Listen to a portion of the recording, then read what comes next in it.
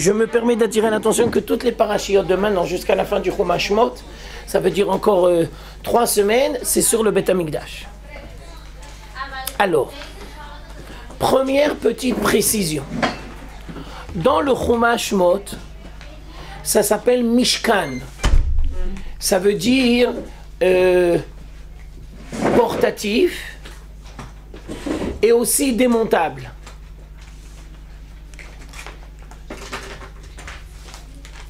Et quand on est rentré en Eretz Israël, c'est resté encore Mishkan. Et il faut attendre le roi Salomon pour que ça devienne Beth Amikdash. Ouais, ça veut dire Mishkan, c'est portatif et démontable. Mishkan, c'est temporaire. Portatif, démontable, temporaire. Quand on arrive à Jérusalem, alors là, ça devient un édifice, ça devient un bâtiment, ça devient fixe. Ça devient Beth Amikdash. Et le premier Beth Amikdash, c'est l'époque du roi Salomon. Alors, pour des petites précisions, le premier temple, c'est 410 ans. Il a duré 410 ans. Quand on arrive à Jérusalem, à l'époque du roi Salomon, c'est quoi ça devient un temple, et ça devient un édifice fixe. Et donc, c'est le Beth Amikdash, fixe. D'accord? Et le premier Beth Amikdash, c'est 410 ans. Et 210 ans, c'était quoi? Non, j'ai pas dit 210. Non. Et le deuxième temple, c'est 420. 410 le premier, 420 le deuxième. Ça veut dire à peu près 1000 ans. Si tu fais avec le Mishkan, tu as à peu près 1000 ans que Dieu réside à travers la communauté d'Israël. Et dans le deuxième temple, il résidait pas? Oui, mais il résidait, mais pas de la même manière. Moins, mais il résidait quand même. Alors d'abord, je tiens tout de suite à préciser, on est encore dans l'introduction, que 1000 ans, c'est pas une petite, c'est pas éphémère, c'est pas un petit phénomène. C'est 1000 ans où Dieu réside au sein de la communauté d'Israël. Ça veut dire que ça fait partie intégrante de la définition même de la communauté d'Israël. Israël et le Beth Amikdash, ça va ensemble. Tu ne peux pas couper. Et donc, je me permets de dire, s'il y a Israël et qu'il n'y a pas le Beth Amikdash, ça veut dire qu'on est malade. Ah bah ouais, ça veut dire qu'il y a une dimension essentielle de la vie qui nous manque.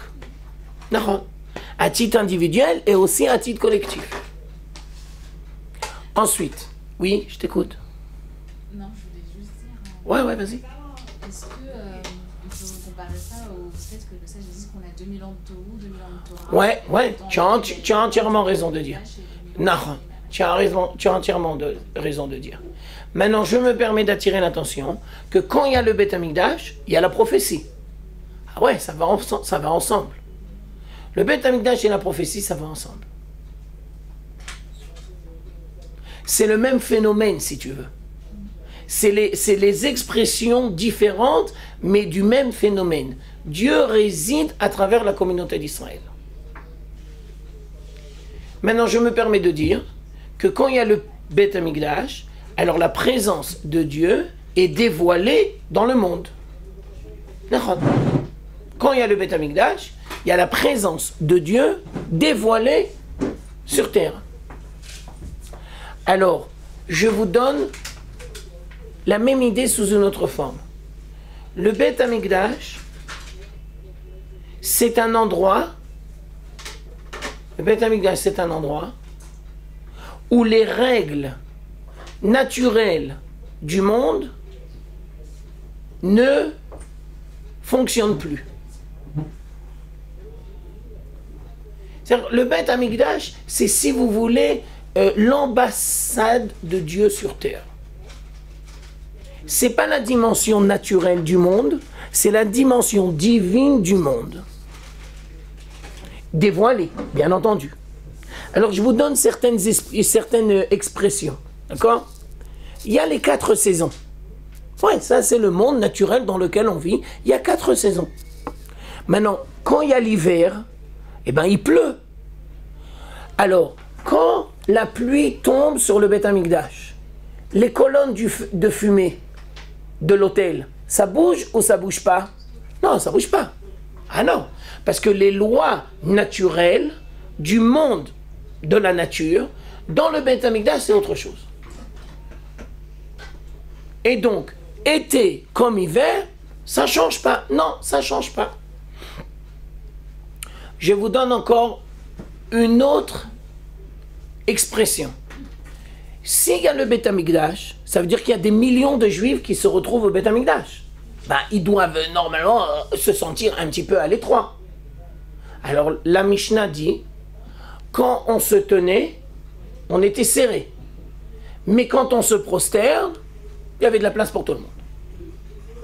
C'est-à-dire, les lois de la nature n'existent plus quand on est dans le Beth Amikdash. C'est un autre monde, c'est l'ambassade de Dieu sur terre. Normalement, tu devrais être serré, restreint.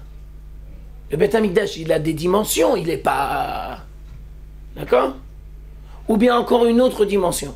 S'il y a beaucoup de sacrifices, ça veut dire qu'il y a de la viande. S'il y a de la viande, normalement, qu'est-ce qu'il y a? Ben, il y a des mouches.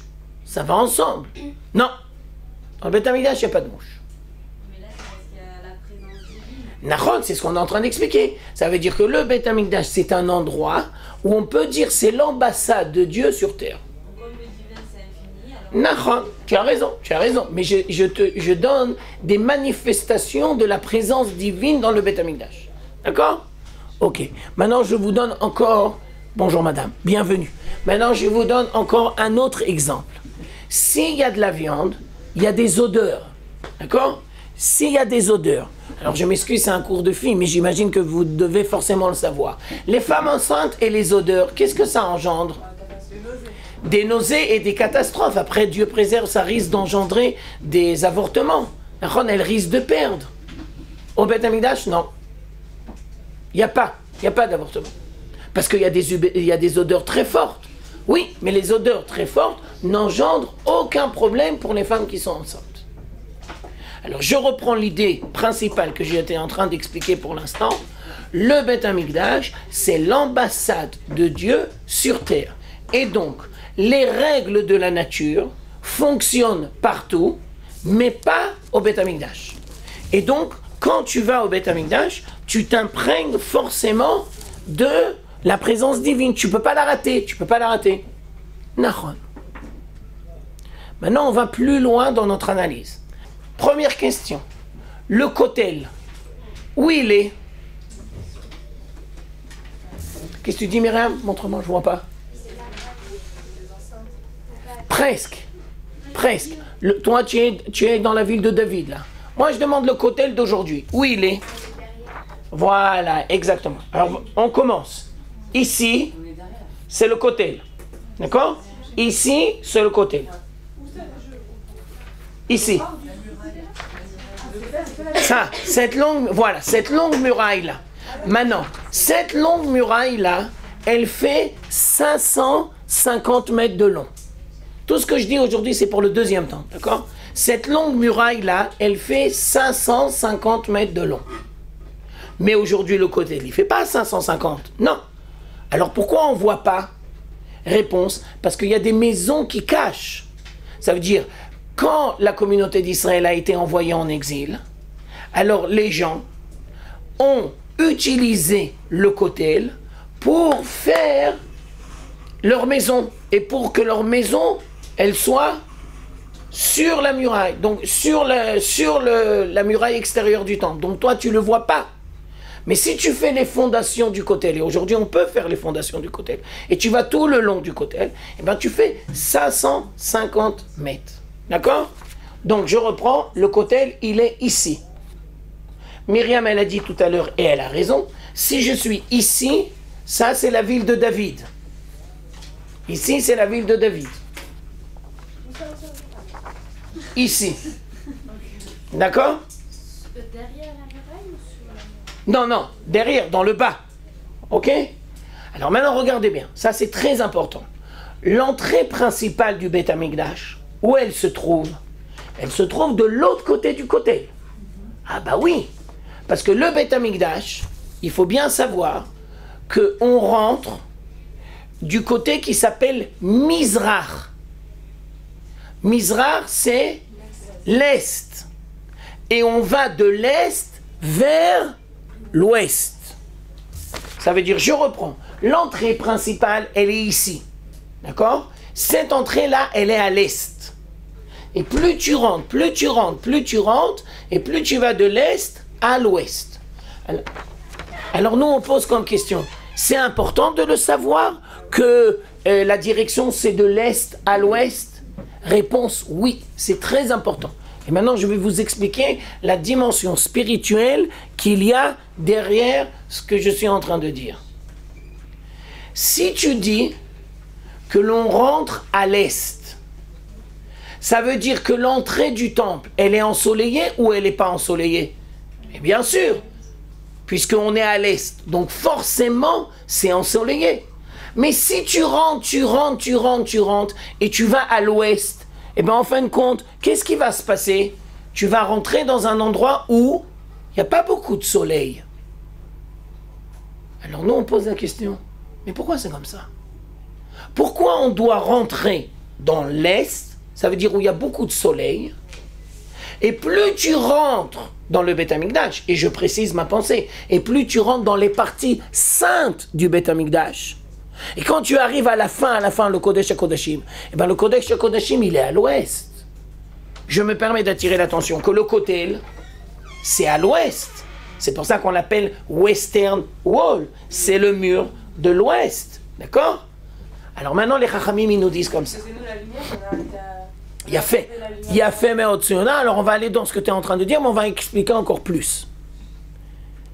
Le Beth Amikdash, c'est l'ambassade de Dieu sur terre, comme j'ai expliqué. Le Beth Amikdash, c'est l'ambassade de Dieu sur terre. Ça veut dire quoi? Ça veut dire que la présence divine, c'est elle qui donne la lumière. Ah ouais? C'est pas la lumière du soleil. C'est la lumière de la présence divine. Ça veut dire que quand tu es dans le Beth Amikdash, tu t'imprègnes entièrement de la présence divine. Et donc, tu n'as pas besoin du soleil. Non, tu n'as pas besoin du soleil. Excuse-moi, je te le prends pour le donner à lui maintenant. Quand tu n'as pas reçu. Alors maintenant, je vais vous dire la même idée sous une autre forme. Quand tu rentres ici, dans le Kodesh HaKodashim, ça veut dire la partie la plus sainte du Beth Amikdash, ici, les fenêtres, il y a des fenêtres. Mais qu'est-ce qu'ils ont de spécial? Ce sont des fenêtres qui ne font pas rentrer la lumière de l'extérieur. Non, la lumière du soleil ne rentre pas. Mais alors ça va être complètement obscur. Réponse non, parce que excuse-moi. Il y a la menorah et il y a la présence divine qui diffuse une lumière. C'est-à-dire quand tu es au Beth Amikdash, la lumière c'est de l'intérieur vers l'extérieur. C'est pas de l'extérieur vers l'intérieur. Non, c'est de l'intérieur vers l'extérieur. Tu n'as pas besoin de la lumière de l'extérieur. Inversé. Bidjouk, inversé. Bidjouk. Et donc c'est pour comprendre que le Beth Amikdash ne doit pas être fondé sur les lois de la nature ou bien sur une dimension humaine de la vie. Non, c'est un autre monde, c'est une autre règle. C'est un territoire qui n'appartient à personne. Il appartient à tout le monde de la même manière. Quand tu comprends ça, alors tu peux comprendre encore une autre dimension. Le Beth Amikdash, il se divise en 3 parties. Le Beth Amikdash se divise en 3 parties. La première partie, c'est l'entrée principale. Ça s'appelle la Hazara. Je vous l'écris au tableau. C'est l'entrée principale. À Hazara. Là-bas, ici, il y a toute la communauté d'Israël qui rentre. Donc on dit Beth Israël. Il y a toute la communauté d'Israël qui rentre. Après, si vous regardez bien, alors je m'excuse parce que la photocopie elle n'est pas très précise, il y a des marches. C'est pas la Ezrat Nashim? C'est la même chose. Hazara ou Ezrat Nashim, c'est la même chose. Il y a des marches, il y a un portique. À partir que tu franchis les portiques, tu arrives dans ce qu'on va appeler le Echal et Ezrat HaKohanim. Ça veut dire que là-bas, il n'y a que les Kohanim. Quand tu rentres dans la deuxième partie qui s'appelle le Echal, ça c'est que les Kohanim. Alors au début, il y a le Misbeach où on fait les korbanot. Après, tu rentres à l'intérieur. Il y a le candélabre, il y a la table où il y a le pain. Et après, tu rentres dans le Kodesh HaKodashim, il n'y a pas de présence humaine. Ça veut dire, dans la dernière partie, le Kodesh HaKodashim, il n'y a pas de présence humaine.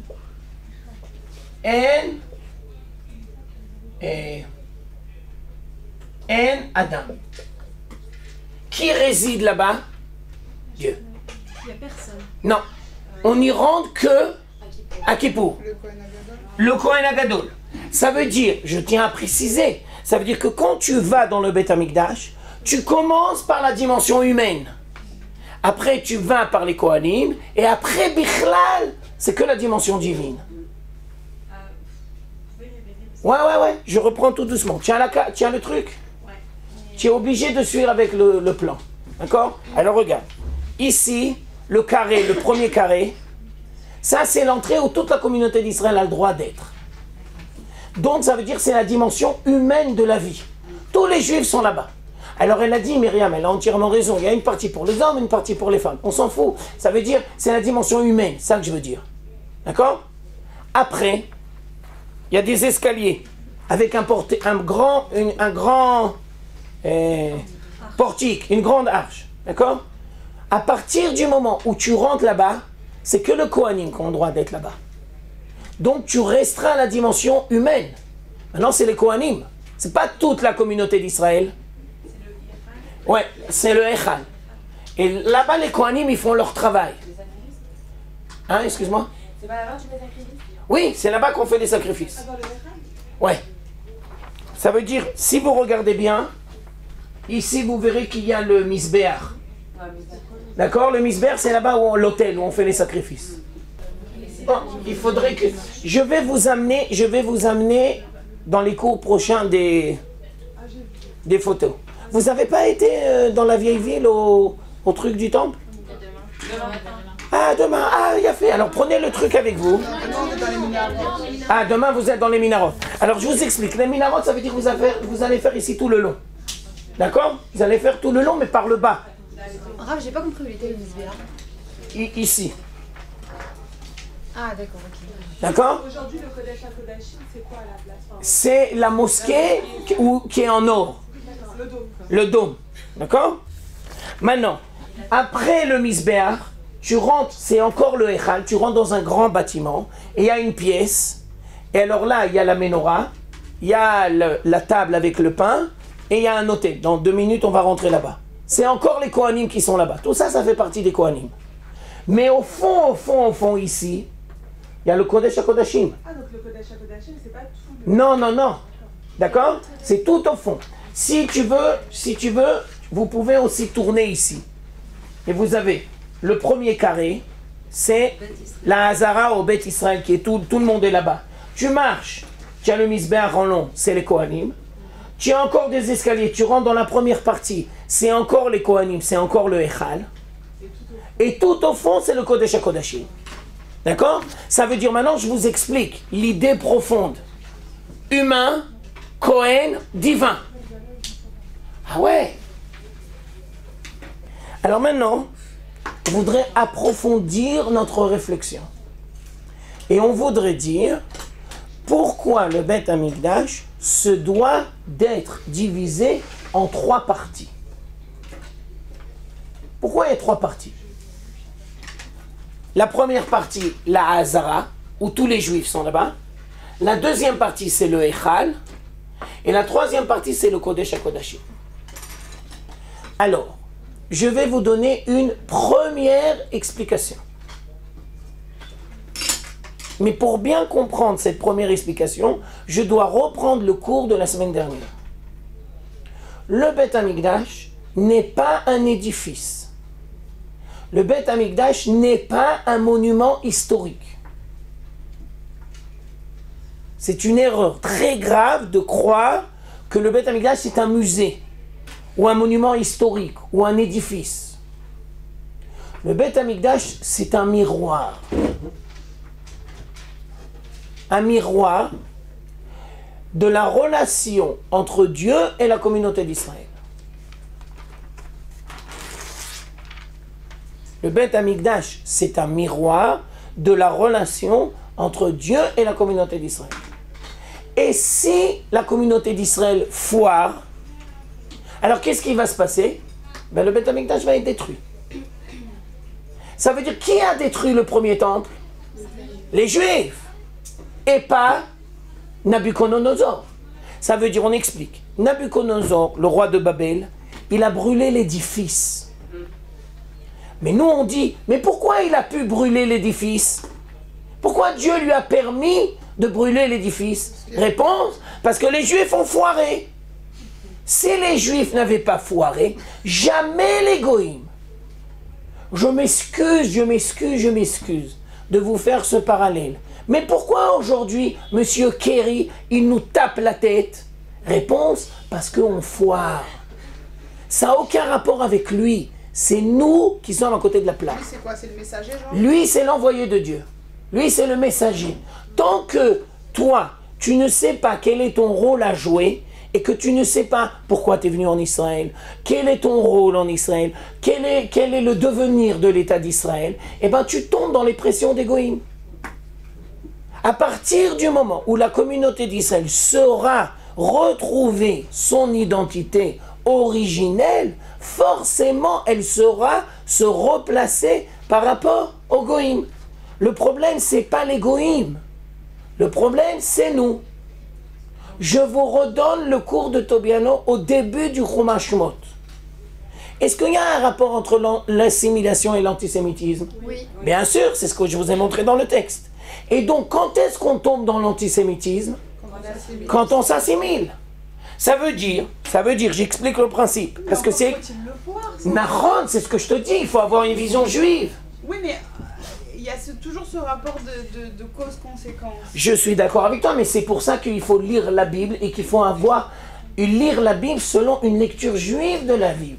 Tu peux lire la... Qui n'a pas accès à ça parce que... Nahon, je suis d'accord, je suis d'accord. C'est toujours le fond du problème. Alors on est très mal barré. Nahon, mais ça avance. La preuve, c'est que tu es là.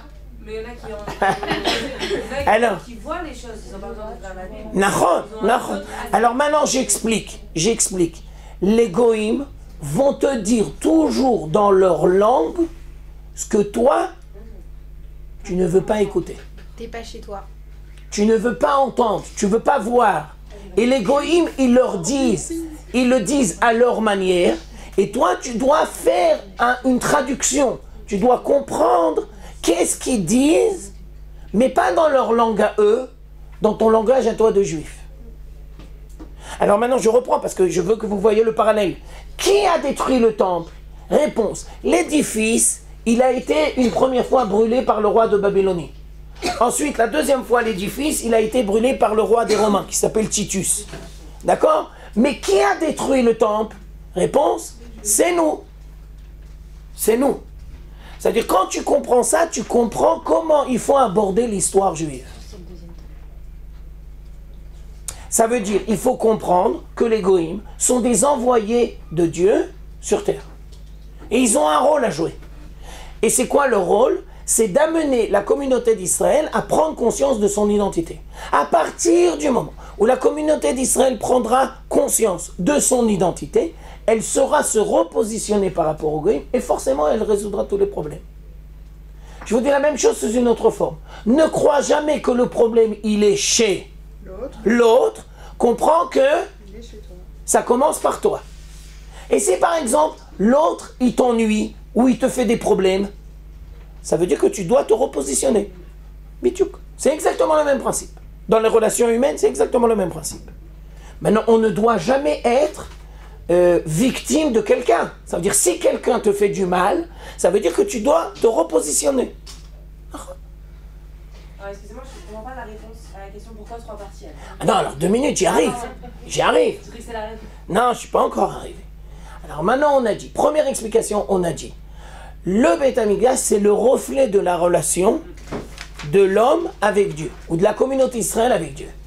Alors maintenant, faites attention parce que c'est une question piège. Ça veut dire où Dieu est appelé à résider. Au sein de la communauté ou au Beth Amikdash? Au sein de la communauté. Bien sûr. Alors maintenant, on va encore plus profond. Alors regardez bien parce que c'est très très profond. Les 3 parties du Beth Amikdash, c'est les 3 parties de l'être humain. Les 3 parties du Beth Amikdash, c'est les 3 parties de l'être humain. Alors on explique. La première partie, c'est la dimension biologique, physique de la vie humaine. La première partie, c'est la dimension physiologique, physique de la vie humaine. Et comment ça s'exprime? Réponse, les organes génitaux et les organes de la digestion. Et ça, c'est la vie matérielle. Alors, la première partie de l'être humain, c'est les organes génitaux et c'est les organes digestifs. C'est la dimension matérielle, physiologique de la vie humaine. Comment ça s'exprime au Beth Amikdash? Ici, tu as le misbéach.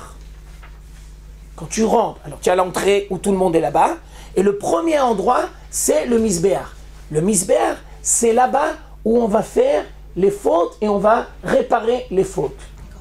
Les corbanotes. Maintenant, je tiens à expliquer que la dimension physiologique, physique de la vie, c'est le monde de l'action.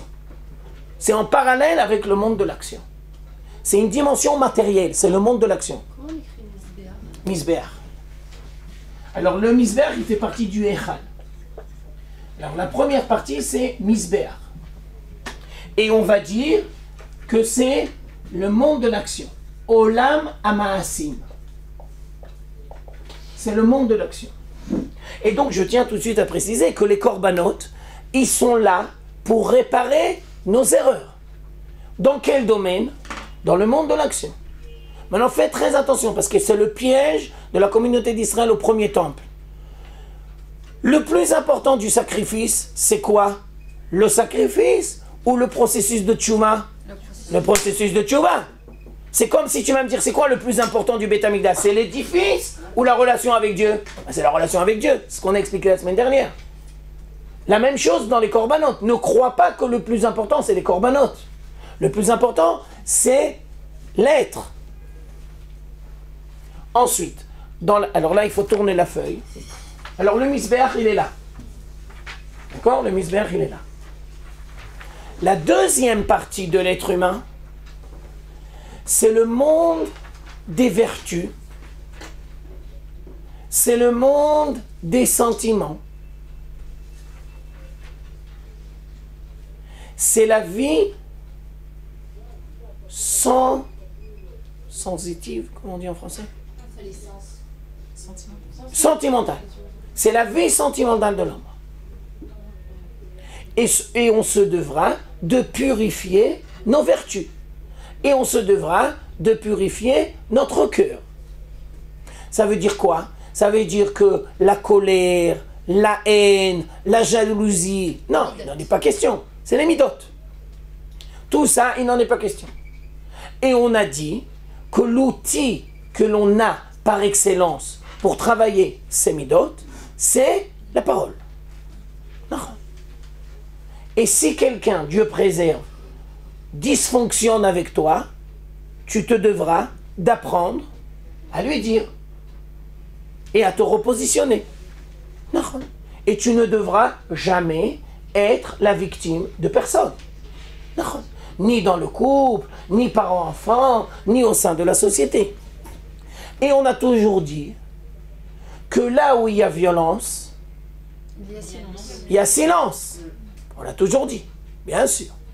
Et donc, si tu veux enrayer la violence, il faut apprendre à parler. Et quand tu ne sais pas parler, tu boues de l'intérieur. Tu boues de l'intérieur, ça explose, c'est la violence. Alors maintenant, dans le Echal, dans la deuxième partie ici du Echal, ça veut dire quand tu rentres ici dans les escaliers et que tu rentres à l'intérieur, alors il faut savoir qu'il y a trois objets, ou trois ustensiles. La menorah. La menorah, Faut entendre le. ouais. Dans la deuxième, on rentre à l'intérieur du bâtiment. Sous le portique là. Ouais. Shulchan, lechem, apanim. 2 minutes, je vais expliquer. Et en plein milieu, un autre misbeach aktoret. 2 minutes, je me pousse. Alors j'explique tout doucement. Quand on rentre dans le bâtiment là, et ici c'est que les Kohanim, à partir du moment où il y a le misbeach, c'est que les Kohanim, et là quand ils rentrent ici, c'est que les Kohanim. Alors, il y a au sud la menorah. Au sud, la menorah. La menorah, c'est le candélabre. Et tous les jours, on allume le candélabre. Il a combien de branches, le candélabre? 7. Et pas 9 ou 8. C'est qui en a 8 ou 9? La Hanoukia. Il ne faut pas confondre. Non, il ne faut pas confondre. La menorah. En face, dans le nord, il y a les tables avec le pain. Les chalot. Ça s'appelle Shulchan Lechem Apanim. Les 12 pains. Et ça dure 1 semaine. Et chaque semaine, on les change. Et ça reste chaud et bon, frais comme il faut. Quoi, panim? Et parce que le pain, il est carré. Et il a ce côté-là, il voit de l'autre côté. D'accord? C'est pas comme nous, on fait les chalotes, c'est... Vous avez dit Shulchan Lechem, c'est Au nord. Au nord. Il y en a 12. Ouais. Et au milieu, entre les deux, on a un autel où on fait les encens. Ça s'appelle Misbeach Aktorit. Alors, maintenant on explique. Si on a dit que la deuxième partie, c'est en rapport avec les sentiments. Ça veut dire que cette partie-là du Beth Amikdash, elle est là pour nous apprendre 3 dimensions. Alors on explique. 3 dimensions dans notre relation avec Dieu. Shulchan Lechem Apanim, c'est la bénédiction dans le monde matériel. Shulchan Lechem Apanim, c'est la dimension de la Parnassa. C'est la bracha dans la Parnassa. C'est la bracha dans le monde matériel. Alors maintenant on dit, comment tu peux avoir bracha dans le monde matériel? Comment tu peux avoir bracha dans la Parnassa? Réponse, quand tu te rappelles que la Parnassa, c'est Dieu qui la fixe. Ça veut dire, quelle est la vertu que tu dois utiliser pour réussir dans la Parnassa? Réponse, ne jamais oublier que tu n'es pas tout seul. Et ne jamais oublier qu'il y a tes efforts, mais que celui qui décide à la fin du compte, c'est Hachem. Ça veut dire, maintenant je traduis, ça veut dire que tu dois avoir la crainte de Dieu. Donc, Shulchan Lechem Apanim, c'est Irat Hashem, c'est la crainte de Dieu. Je vous donne un exemple.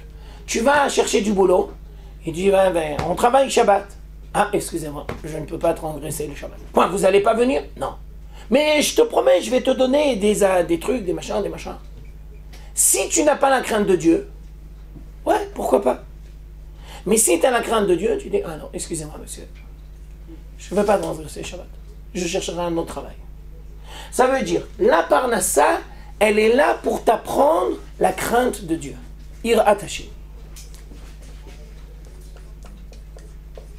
Ça veut dire, tu n'es pas tout seul, Je vais dire la même chose sous une autre forme. La crainte de Dieu, ça entraîne d'une certaine manière une annulation. Tu t'annules un peu. Ouais, la crainte de Dieu, tu t'annules. Tu n'es pas le centre du monde. Oui, Levana. Grave, excusez-moi, mais alors pourquoi, alors je prends l'exemple de la Ouais, ouais. France, là il y a beaucoup de gens qui ont la Hirat Shamaïm, mais à côté de ça qui n'arrivent pas à venir en Israël à cause de la Parnassa uniquement. Ta question est très importante. Vous avez entendu la question? Hein? Qu'est-ce qu'il a dit? J'ai pas entendu. Cette question, elle est... Top 5. Ouais. Fais attention, c'est une question piège. D'accord? Pour venir en Israël, il faut avoir une émouna plus grande ou plus petite? Ça veut dire venir en Israël, c'est un défi. Pas matériel, pas uniquement matériel. C'est un défi au niveau de la émouna. C'est-à-dire, est-ce que tu acceptes sur toi de vivre sans la sécurité matérielle? Mais pour accepter de vivre sans la sécurité matérielle, eh ben, il faut avoir beaucoup de émouna. C'est pareil en France. Hein. Non, en France, je m'excuse de dire, grâce à Dieu, il y a De l'assistanat. les assistantes sociales, comment on dit? Ça va, ne serait pas chercher des dessins. Oui. Ceux qui donnent la parnasse en France. Nahon, je suis d'accord, mais on va dire, bon, d'abord je vais relativiser ce que je vais dire, parce que maintenant il y a une crise économique mondiale, d'accord, mais n'empêche qu'il y a une sécurité de l'emploi, et il y a une sécurité financière en France, d'une certaine manière, plus qu'en Israël. Qui l'a fait? C'est Hachem. Oui, Le type qui d'accord. doit travailler, doit gagner de l'argent, qu'il le gagne en France, en Amérique ou en Israël, c'est Hachem qui lui décide.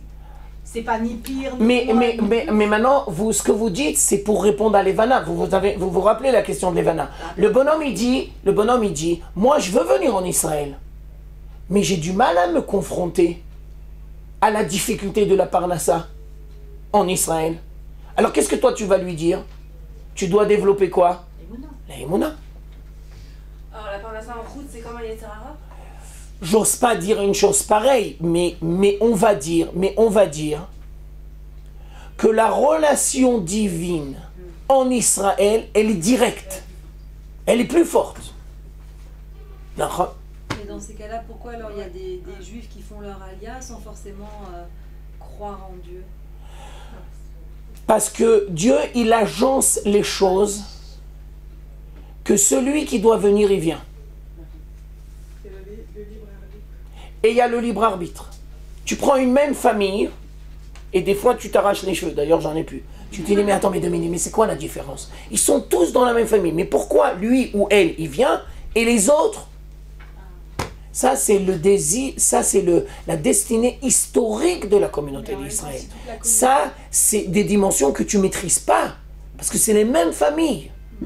C'est comme par exemple, je vais te poser la même question sous une autre forme. C'est la même famille. Il y en a un qui fait tchouva et l'autre. Alors, première réponse, ça, c'est Dieu qui agence l'histoire. Deuxième réponse, qui n'est pas le contraire de la première, mais qui affine, il y a aussi le libre arbitre. Tu ne peux pas forcer les gens, il y a le libre arbitre. Tu dois assumer tes responsabilités et les conséquences de tes choix. Oui, il y a une grosse part quand même de la façon dont Dieu agence les choses. D'accord. On prie tous les jours. On sait que tous les enfants d'Israël doivent être sur leur terre. On sait que, je suis d'accord. Mais alors maintenant, vous reprenez un sujet qui est houleux et vous avez raison de le toucher. Mais moi, je voudrais quand même rester. Mais je vais quand même te donner certains arguments. Si tu parles du monde orthodoxe, religieux, mais passionniste, alors ils vont te dire, la terre d'Israël, oui, l'État d'Israël, non. Mais tout confondu, bon, c'est pas le sujet. D'accord? Ouais. Ok. Alors maintenant, on reste ici. Maintenant, on passe, et la menorah alors? La menorah, c'est quoi la dimension de la menorah? C'est la lumière. Alors, la lumière, qu'est-ce que tu dis, Julie? La lumière, ça va engendrer la compréhension et l'adhésion. Eh bien oui, parce que là où il y a lumière, tu comprends. Là où tu comprends, tu intègres. Là où tu intègres, il y a adhésion. Adhésion, ça s'appelle Ahavat Hashem. Et je tiens à expliquer qu'il y a l'un en face de l'autre. Ça veut dire que tu dois t'imprégner dans le monde des vertus, de Hirat Hashem, mais aussi de Ahavat Hashem. Je vous donne une image, et c'est une image très précise. Quand je fais la Hamida, comment je commence? 3 pas en arrière. 3 pas en arrière, c'est Hirat Hashem. C'est le respect. C'est d'une certaine manière l'annulation. C'est tu reçois sur toi le joug divin. Tu comprends que c'est Dieu qui dirige les choses. Maintenant, s'il n'y avait que 3 pas en arrière, quel est le danger? On recule trop. Ben, tu vas t'éloigner. Et tu vas t'annuler trop. Alors, qu'est-ce qu'on a besoin de faire? 3 pas en avant. 3 pas en avant, c'est exactement l'équilibre. 3 pas en arrière, 3 pas en avant. 3 pas en avant, c'est Ahavat Hashem. C'est le lien, c'est la compréhension, c'est l'adhésion. C'est forcément la confiance, la proximité. Et forcément, l'un doit être en face de l'autre. Mais pourquoi la crainte d'Hachem elle est plus importante? Non, qui a dit plus importante? Justement, moi, j'ai dit dans la Hamida que c'est 3 et toi. Excuse-moi, Jennifer, pourquoi tu dis plus? J'ai dit 3 et 3. Parce que je l'ai entendu. Ah, parce que tu l'as entendu. Alors, tu n'es pas obligé de me citer. Et quand tu vas entendre des choses, tu n'es pas obligé toujours de répondre. Mais dans ton fort intérieur, tu dois savoir toujours que les deux, ils doivent être équilibrés. Maintenant, je vais t'expliquer. Si tu fais trop de Hirat Hashem, ça va engendrer comme conséquence négative que tu t'annules. Les thunes, ils disent Rasra Tamot. Tu t'annules. D'accord? Ça veut dire quand il y a trop de Hirat Hashem, la conséquence, c'est que l'homme, il n'a plus confiance en lui. Il ne prend pas des initiatives. Il a toujours peur. Il n'ose pas. Il n'a pas confiance en lui. Maintenant, nous, on l'a toujours dit dans les cours. La confiance en Dieu doit engendrer forcément la confiance en soi. Sinon, ça veut dire quoi? Et donc, on tient à expliquer que les dangers de Hirat Shamayim, les dangers de Hirat Hashem, c'est que tu t'annules et que tu n'as plus confiance en toi. Maintenant, il faut savoir aussi les dangers de Ahavat Hashem. L'orgueil. L'orgueil. Ouais, mais bien sûr, même sur le rabbin, vous avez une question, monsieur le rabbin, vous avez une réponse, monsieur le rabbin, mais bien sûr, quel problème? Ça veut dire Dieu, c'est ton copain, quoi. D'accord? Alors c'est pour ça qu'il faudra toujours créer un équilibre. Et je te donne une image, et c'est une image très précise. Quand tu commences la Hamida, tu fais 3. Mais n'oublie jamais aussi de faire 3. D'accord? Ok. Alors, ça, ce sont les vertus principales que l'on se doit d'acquérir. Maintenant, je vais vous dire la même idée sous une autre forme. Combien il y a de mitzvot? 613. 613 mitzvot. Ça, on sait qu'il y a 613 mitzvot. Maintenant, si je prends le mot Torah et que je fais la valeur numérique du mot Torah, c'est 611. Mais il m'en manque 2. 2 explique Rabbi Levi Yitzhak de Berdichev. Les 2, c'est Ahavat Hashem et Hirat Hashem. Ça, c'est les 2 grands principes. Toute la Torah, elle est condensée dans ces 2 principes-là. Quand tu as compris ça, tu as tout compris. C'est un R. D'accord? Maintenant, ça va encore plus loin.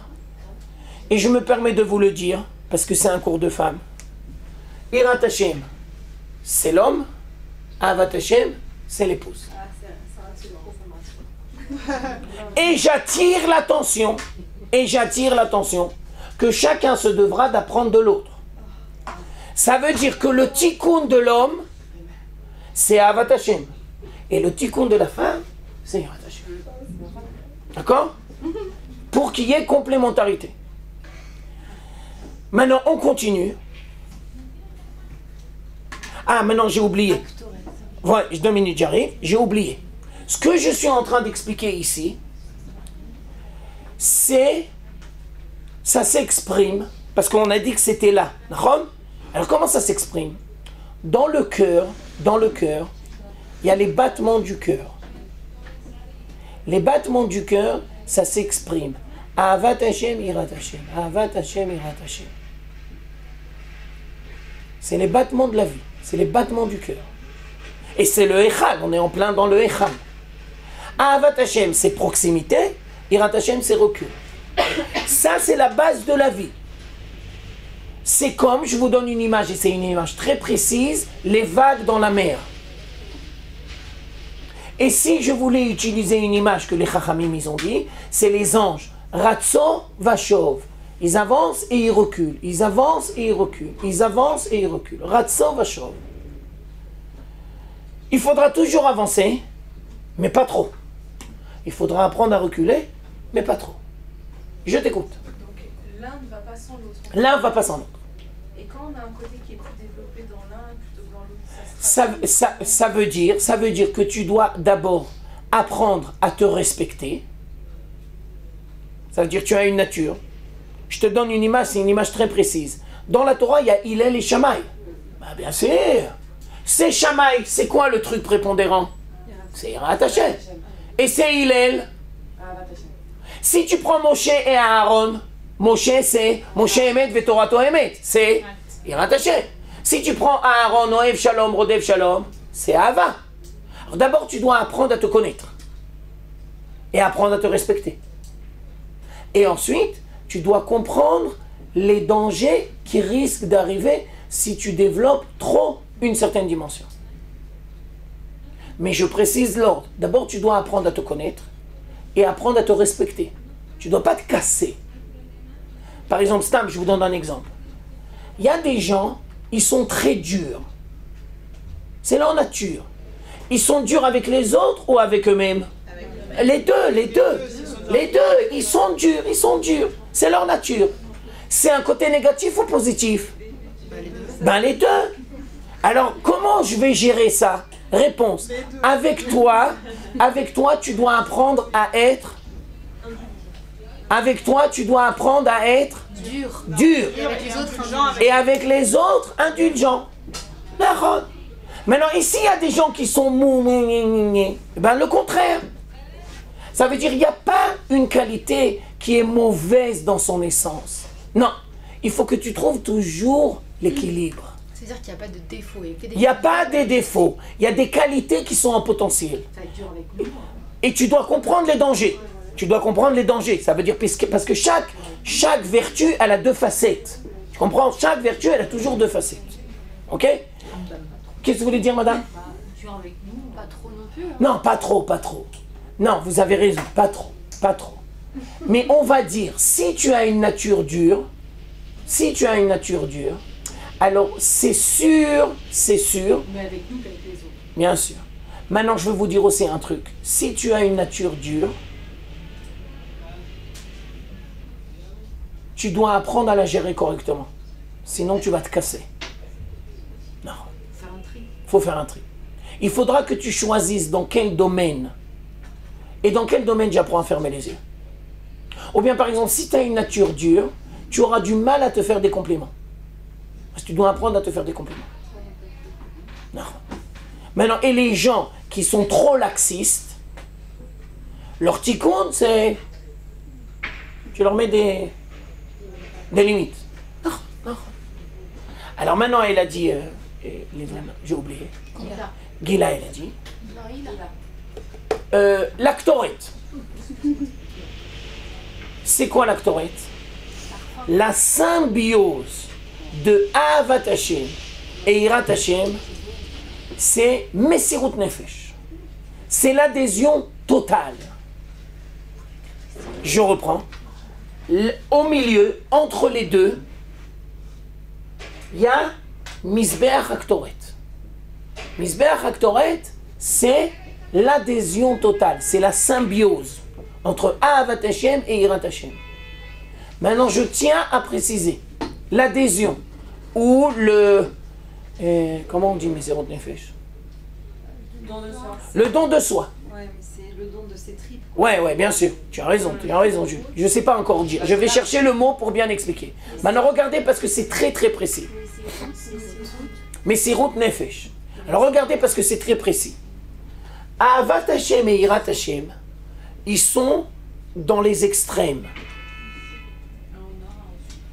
Ça veut dire qu'ils sont obligatoires, mais ils sont manquants. Mais le misbéar, celui-là, il est au milieu. Et celui-là, il est en la prolongation du Kodesh HaKodashim. Ça veut dire que l'adhésion, elle est totale. Et quand tu arrives à l'adhésion totale, alors il n'y a pas des excès, ni d'un côté ni de l'autre. Donc c'est au milieu. Je vais vous dire la même idée sous une autre forme. Au lieu de dire Messirut Nefesh, on va dire engagement total. Engagement total. Ça veut dire que tu ne peux pas rester toute ta vie à porte-à-faux. Tu dois faire des choix, tu dois t'engager.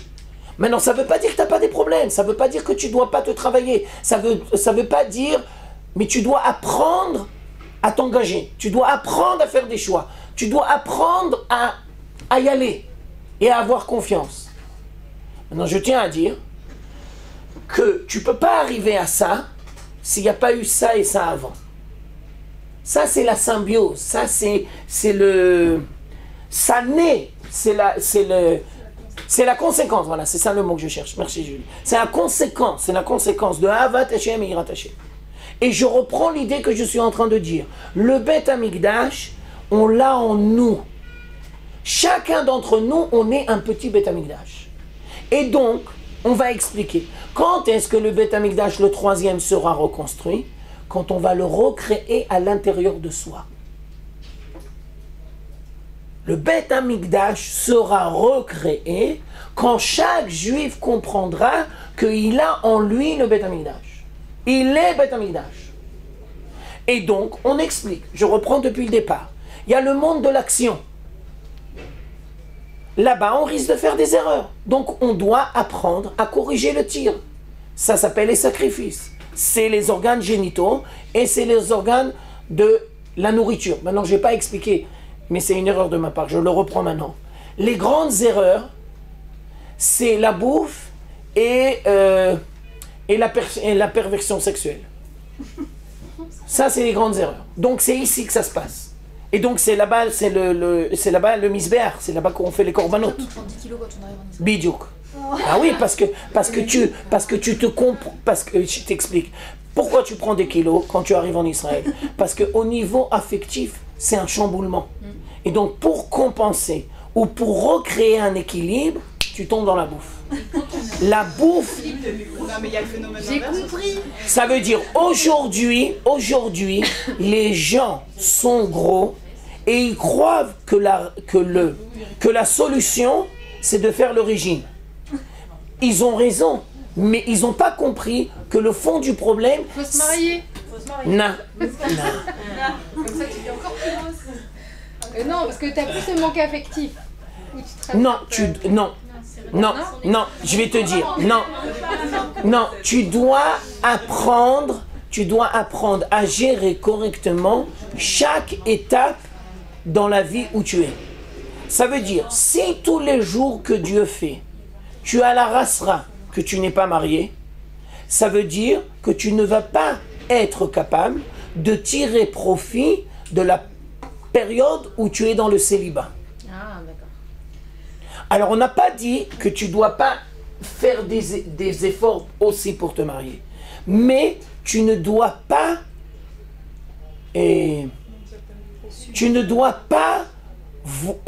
oublier le côté positif qu'il y a dans le présent.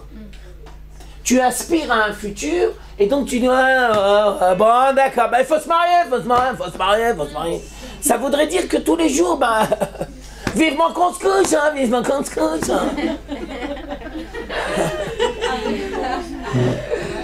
Tu comprends?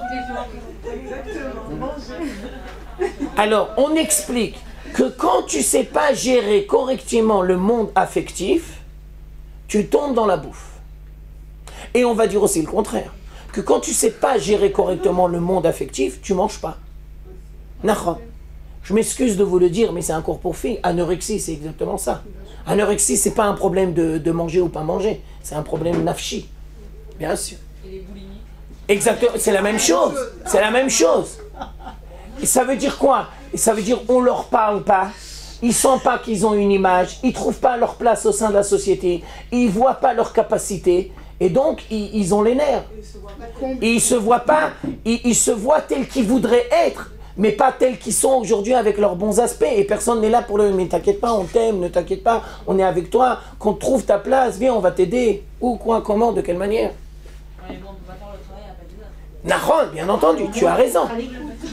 Mais n'empêche que tu peux être à l'écoute, comme elle a dit madame. Tu peux être à l'écoute. Tu peux être à l'écoute. Et d'ailleurs, je vais te dire encore plus. Les gens qui sont dans la poisse, généralement, ils ne te demandent pas que tu leur amènes une solution. Les gens qui sont dans la poisse, ils n'attendent pas de toi une solution. Ils attendent une écoute. Et eux, ils vont trouver leur solution tout seuls. Et le meilleur cadeau que tu peux leur faire, c'est que tu sois avec eux, c'est tout. Ça, c'est les femmes, souvent. On a besoin de parler et en parler. Non, mais c'est partout pareil. Oui, Jennifer. Après, on continue. Ils sont dans leur grotte. D'accord. Attends, je m'assois parce que je suis un peu fatigué. Vas-y, comme ça. Je te facilite la vie. Vas-y. Ouais. Nahon. Nahon. Et nous, on doit être à ce niveau-là. Nahon. Nahon. Je sais que ça fait 15 fois que je repose la même question. C'est pas grave, c'est pas grave. Clair avec moi. Ça veut dire que quelqu'un, voilà, vraiment qui étudie tout le temps la Torah, qui est que dans le spirituel, etc., mais c'est pas bon, vraiment. Non, je vais t'expliquer la même question sous une autre forme. Maintenant, d'abord, avant que je réponde, sens-toi libre de répéter toujours la même question. Et moi, je déciderai si je veux te répondre ou pas et comment je veux te répondre. D'accord? Mais toi, tu dois te sentir libre de dire tout ce que tu as envie de dire. Le grand danger des gens qui étudient la Torah, et ça c'est important de savoir, et c'est la même chose pour les hommes que pour les femmes, le grand danger des gens qui étudient la Torah, c'est que plus ils étudient la Torah, et plus ils s'oublient. Et plus ils ne se voient plus. Et donc, chez les hommes, ça fait des dégâts, mais chez les femmes, ça fait encore plus de dégâts. Parce qu'une femme ne peut pas se permettre de ne pas être à son écoute du monde intérieur. Un homme, il aura toujours une femme qui va le... Mais une femme... Elle a sa mère. Nahon, tu as raison. Elle a sa mère. Mais, je me permets d'attirer ton attention, que dans le monde dans lequel nous vivons, avec les crises d'identité et les crises d'adolescence, la relation mère et fille, c'est pas, la mère ne reste pas forcément une référence. Et puisque tu poses la question, je vais te dire encore plus que ça. Ça, c'est le danger des rabbanim et des rabbaniotes. C'est qu'ils croient, ça c'est mamash le yetzer hara des rabbanim et des rabbaniotes, c'est qu'ils croient qu'ils doivent prendre la place des parents. Et donc la fille, la rabbinite, mais t'as une mère. Et donc la rabbinite, si elle fait bien son rôle, elle doit retourner chez ta mère. Elle va pas lui dire va chez ta mère. Non, mais elle va lui dire retourne chez ta mère. Oh merci Edouard. Tu comprends? Ça veut dire, maintenant je reprends ce que tu es en train de me dire. Si l'étude de la Torah, elle va se faire intellectuellement, d'accord? Mais elle ne va pas se faire à l'écoute de tes capacités, de tes difficultés. Tu ne vas pas légitimiser tes problèmes, tu ne vas pas en parler, tu vas te les cacher. Eh bien, c'est la fin du monde. Mais alors, juste pour pousser un petit peu la chose. D'accord. Là, ça veut dire que quand on va étudier la Torah, c'est pour s'élever au niveau spirituel et pour pouvoir élever le matériel. D'accord. On est d'accord? D'accord. Mais dans ce cas, qu'est-ce qui nous différencie des goïms? Yafé Meod. Réponse. C'est qu'à travers notre travail spirituel, il y a une dimension divine qui va se dévoiler. Donc en fait, il n'y a pas de différence. C'est-à-dire que nous, on a la même kavana. On peut dire que c'est... Non, on ne peut pas dire que c'est la même kavana, parce que je vais t'expliquer. Parce qu'à la fin du compte, ce qu'on veut, c'est le dévoilement de Dieu sur terre. On veut participer au dévoilement de Dieu sur terre. Donc ça, c'est dans la kavana. Nahon, ça veut dire c'est pas toi qui es au centre. Nahon. Et donc le but, c'est... je te donne encore une autre image. je l'ai dit il y a 2-3 semaines, un juif, ça doit être une échelle. Et donc, le danger des gens qui étudient la Torah, c'est qu'ils sont perchés. Maintenant, je tiens aussi à dire le contraire. Et les gens qui sont dans le boulot, les gens qui sont toute la vie dans le boulot, eh bien, ils n'aspirent pas à monter en haut de l'échelle. Est-ce qu'on peut prendre juste un exemple Oh, d'accord, vas-y. Et après, je m'arrête. D'accord. Par exemple, on prend quelqu'un qui veut faire des études de médecine. Il y en a un qui veut faire des études de médecine pour devenir médecin et gagner de l'argent. Et d'accord. Pour soigner des gens, ça a une Yafémer. morale derrière ça. Nahon. Maintenant, on va prendre un juif qui aspire à cette morale-là et un goy qui aspire à cette morale-là. Nahon. Le juif, il va le faire pour élever entre guillemets son travail, le matériel. D'accord. Et qu'est-ce qui le différencie du goy? Alors nous, on va dire que si tu vas être médecin correctement, tu vas participer à la guérison, d'accord? Et donc, tu vas amener ta contribution dans le projet divin. Dieu, il veut qu'il y ait la guérison dans le monde. Dieu, il veut pas qu'il y ait des maladies. Et donc, toi, tu ne fais pas uniquement dans l'optique d'amener le bien aux gens, tu le fais aussi dans une lecture divine. Et le goy, il peut pas faire ça. Non, il peut aussi. Je n'ai pas dit qu'il ne peut pas. Mais ce n'est pas son rôle premier, si tu veux. Ce n'est pas son rôle premier. Alors, c'est quoi son rôle? Son rôle premier, c'est de participer correctement au développement du monde matériel. Et si la communauté d'Israël joue correctement son rôle, elle va lui dire, la communauté d'Israël au Goy, tout ce que tu fais c'est génial. Mais n'oublie jamais que ce n'est pas une fin en soi.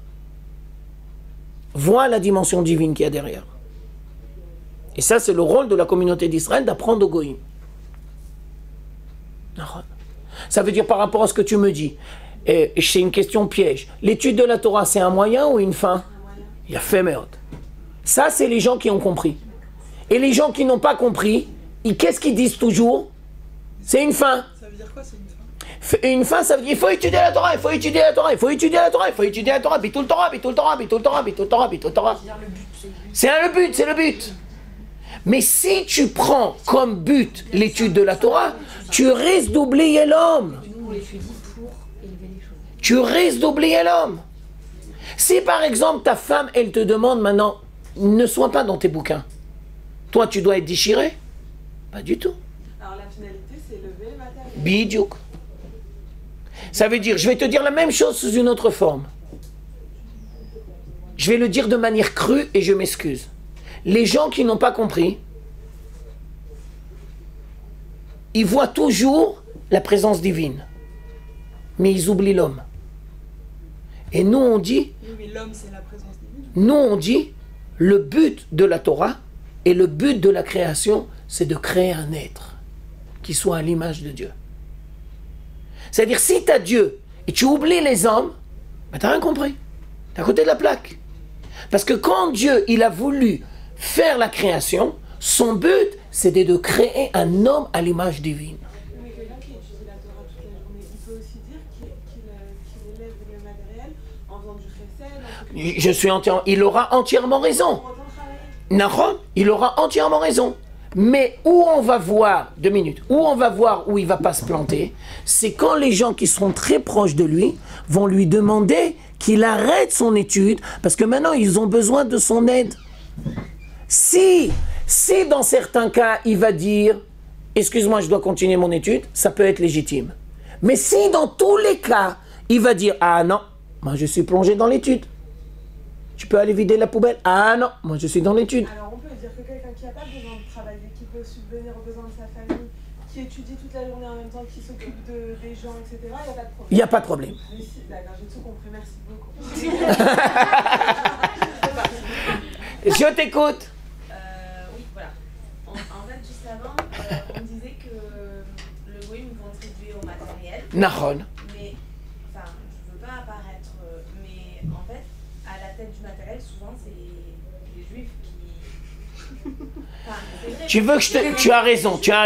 Alors je vais te dire une phrase, mais qui est un petit peu renversante. D'accord? Alors je fais attention. 2 minutes, je vais boire parce que je sens que je vais dire une bombe, alors 2 minutes. Baruch ata Adonai, Eloheinu melech haolam she'akol nהיה bidvaro. Amen. Parce que si toutes ces têtes elles venaient Je vais te donner 2 images, d'accord? Monsieur le rabbin, qu'est-ce que vous dites la rue du Sentier? D'accord?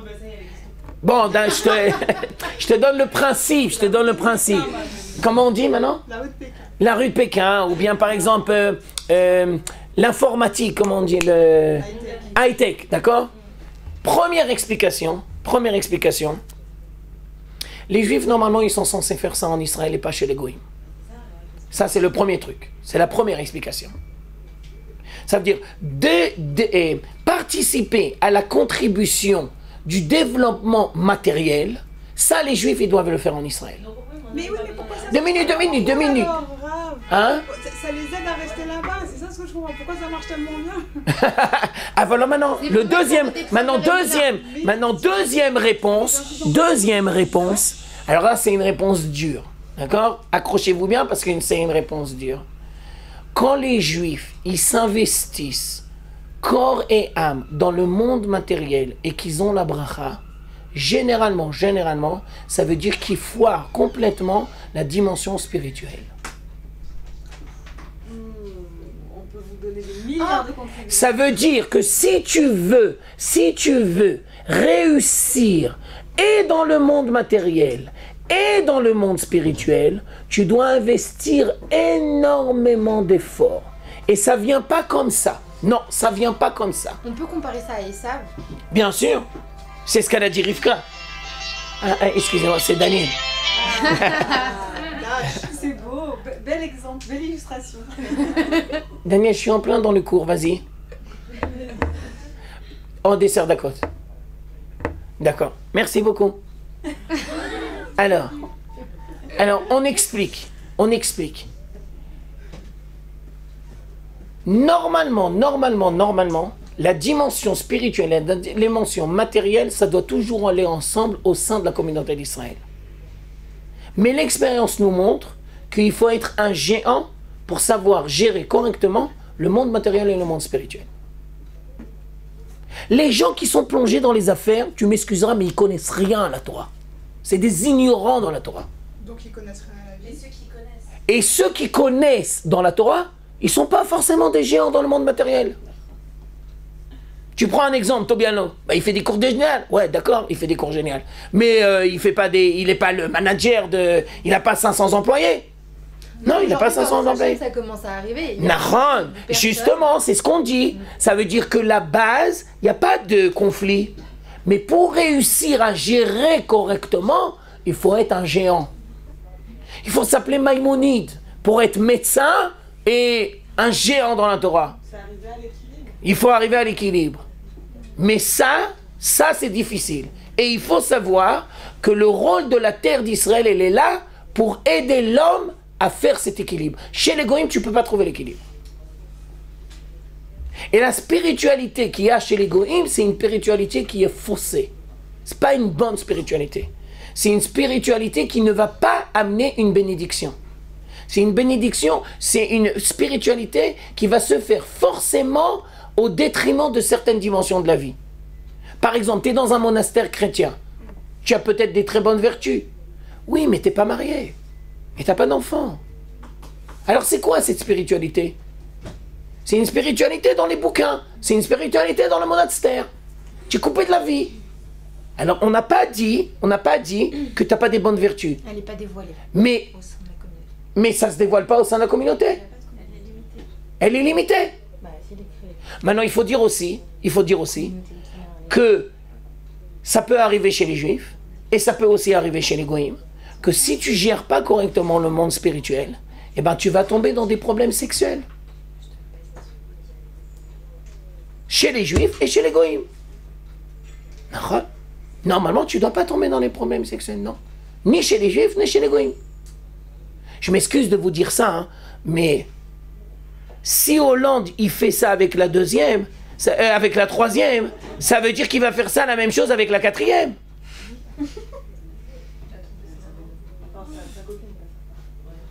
Ça veut dire, il a même pas trompé sa femme, il a trompé sa copine. Tu comprends jusqu'à où on arrive? Ça veut dire le monde, il est tellement pourri que maintenant tu trompes même plus ta femme, tu trompes ta copine.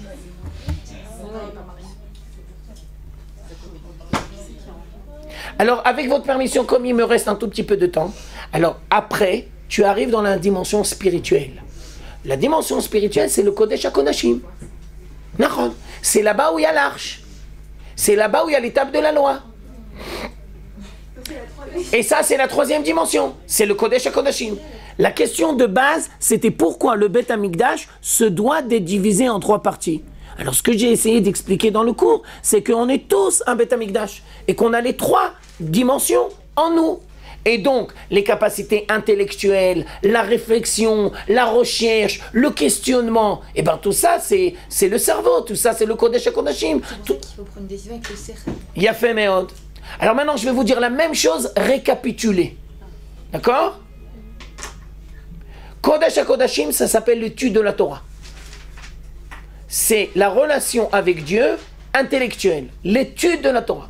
L'étude de la Torah, elle est essentielle. L'étude de la Torah, c'est pour toute la vie. L'étude de la Torah, c'est pour les femmes, pour les enfants, pour les petits, à tous les âges. Personne n'est dispensé.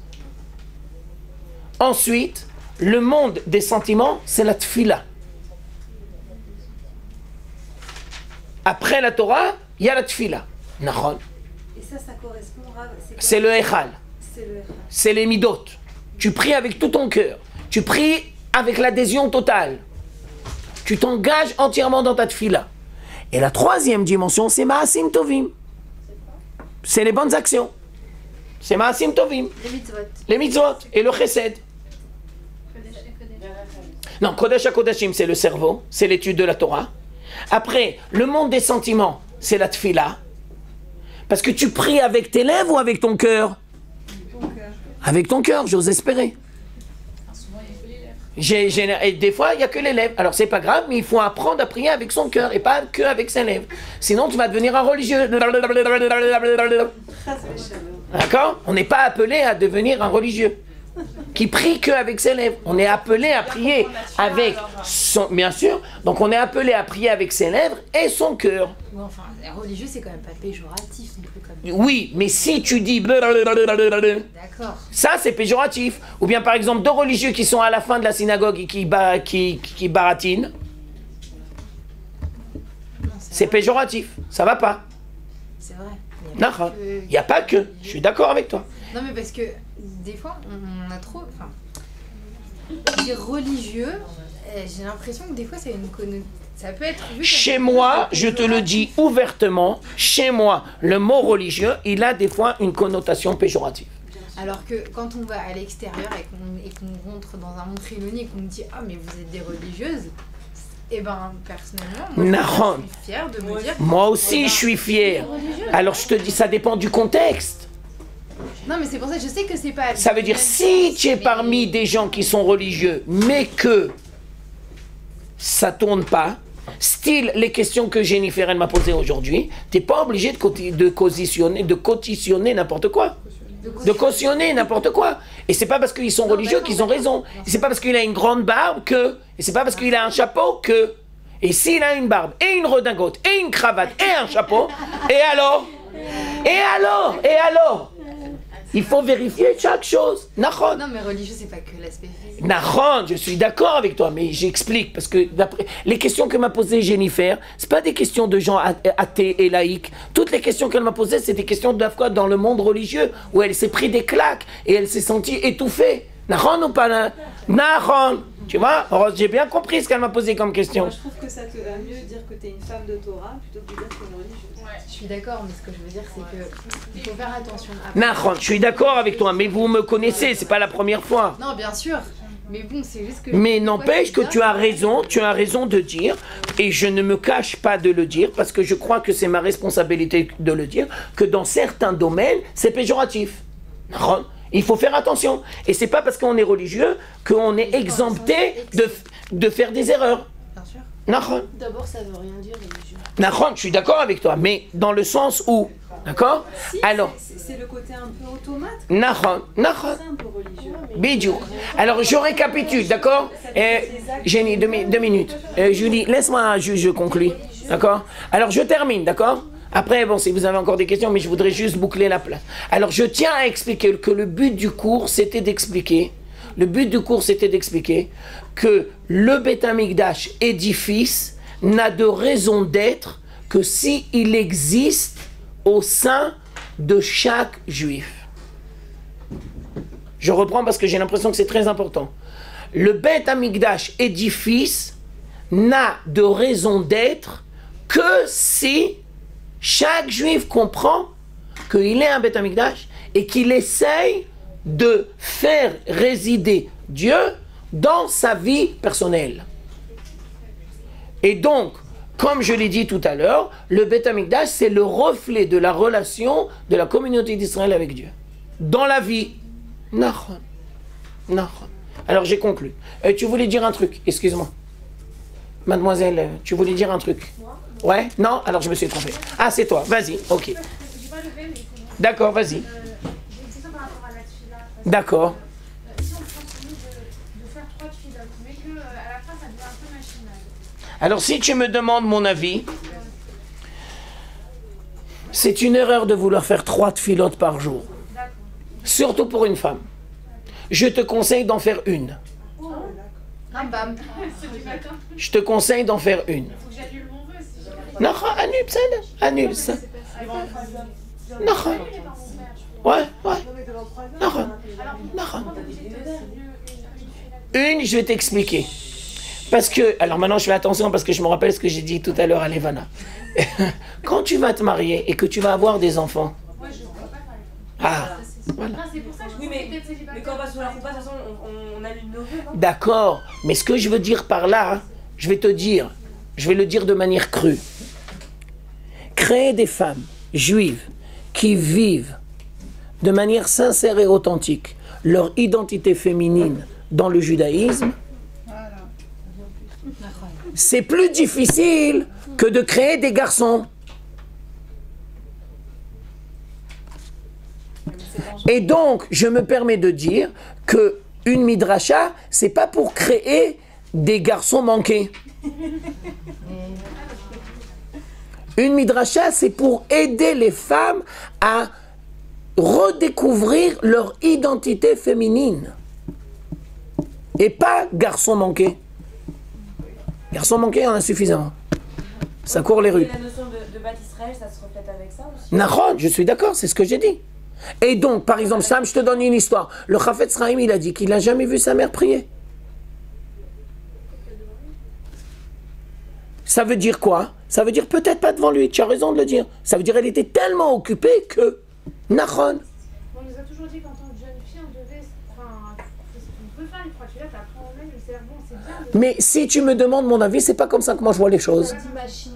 Moi je dis, l'éducation, elle est là pour t'apprendre à faire ce que tu devras faire dans ton être. Tu comprends? Tu vas pas dire quelque chose et après faire le contraire ou faire autre chose. L'éducation, c'est une étape pour t'apprendre à vivre correctement ce que tu dois faire, toi. J'appelle David, tu peux aller à Nest Kitchen. Par exemple, je te donne un exemple. C'est un exemple féminin. Faites attention, c'est une question piège. Toutes les femmes, qu'est-ce qu'ils ont dans leur sac? Teilim. Bien sûr. D'accord, des mouchoirs, du maquillage, bon d'accord, mais je suis en rapport avec le cours, d'accord? Maintenant, fais attention parce que c'est une question piège. Une femme qui dit Teilim, ça peut lui amener la rasra? Ouais. Mais bien sûr, il faut qu'elle le lise quand elle est capable de le lire et quand elle est reposée. Pas par rapport à ce qu'on disait tout à l'heure machinalement, mais parce qu'elle est sans arrêt en train de se torturer spirituellement. Tu ne dois pas te torturer spirituellement. Tu dois apprendre à vivre équilibré. Il y a des moments où tu es fatigué. Il y a des moments où tu es perturbé. Il y a des moments où tu as envie de lire. Autre chose, il y a des moments où tu as envie d'écouter de la musique. Il y a des moments où tu as envie de manger, de dormir, de te balader. Il y a des moments où tu dois partir. Tu comprends? Tu dois être à l'écoute. Tu dois être à l'écoute. Parce que justement, c'est pas quand c'est dur, c'est mieux de le faire parce qu'on dit que la mitzvah, il faut faire avec. Mais ça, tu as raison. Mais d'un autre côté, tu risques de créer des gens martyrs.